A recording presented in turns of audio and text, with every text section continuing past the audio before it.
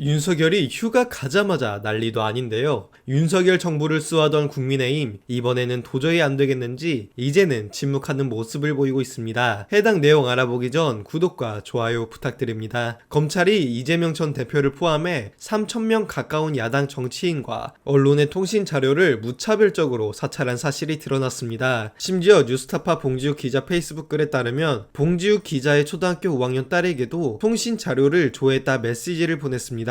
한 네티즌은 이를 보며 내 처자식, 가족과 지인들을 가만두지 않겠다라는 의도로 보인다며 오싹하다는 반응을 보였습니다. 하지만 검찰은 이러한 무차별적 사찰을 두고도 적법한 영장 집행이라 당당히 하는 모습을 보였습니다. 대한민국이 정치인과 언론인에 대한 사찰을 공연하게 벌이는 나라가 된 것이죠. 민간인 사찰은 민주국가의 근간을 흔드는 국기불란 행위입니다. 윤석열 대통령도 과거 통신 조회를 미친 짓이라 지칭한 적이 있죠. 하지만 검찰은 미친 짓을 그대로 실행했고 제대로 된 해명조차 하지 못하고 있는 상황입니다. 이어서 윤석열 정부의 수호자 역할을 자처하는 국민의힘 또한 당 차원 반응을 삼가는 모습을 보이고 있습니다. 논란이 커지면 유리할 게 없다라는 판단이겠죠. 추경호 국민의힘 원내대표는 이날 기자들에게 검찰이 법과 원칙에 따라서 수사하고 있을 테니 검찰로부터 답을 듣는 게 맞다. 상황을 모르는데 정치적 멘트를 하는 것은 바람직하지 않다고 말했죠. 즉, 더 이상 이슈되는 걸 원하지도 않고 사실상 커버도 불가능하다는 것입니다.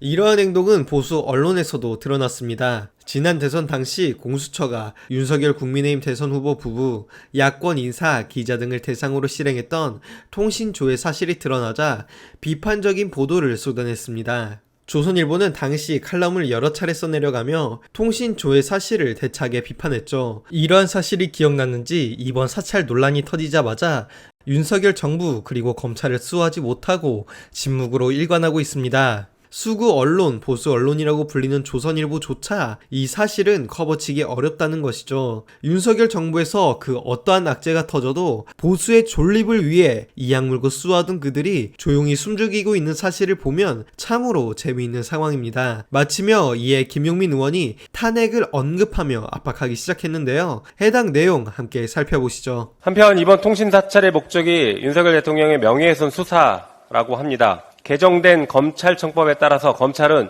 명예훼손죄에 대한 직접 수사권이 없습니다. 그럼에도 통신 사찰을 주도한 강백신 검사는 윤석열 대통령의 명예를 지키기 위해 언론사뿐만 아니라 기자들 자택까지 압수수색을 강행하는 등의 권한을 남용해 온 것입니다. 국회는 대규모 통신 사찰로 공안정국을 조성하고 총선에 개입한 정치검찰 강백신 검사에 대한 탄핵소추안을 조속히 처리할 수 있도록 법적 절차를 밟아 나갈 것입니다. 그리고 청문회를 통해서 그에 대한 책임을 강력하게 물을 예정입니다. 한편 더불어민주당 검사범죄 대응 TF는 올해 1월 7일 강백신 검사를 직권남용죄 및 피의사실 공표죄로 공수처에 고발했습니다. 바로 이 사안으로 고발을 해둔 것입니다. 공수처는 강백신 검사에 대해서 신속하게 수사를 마무리하고 국민께 그 결과를 밝히기 바랍니다.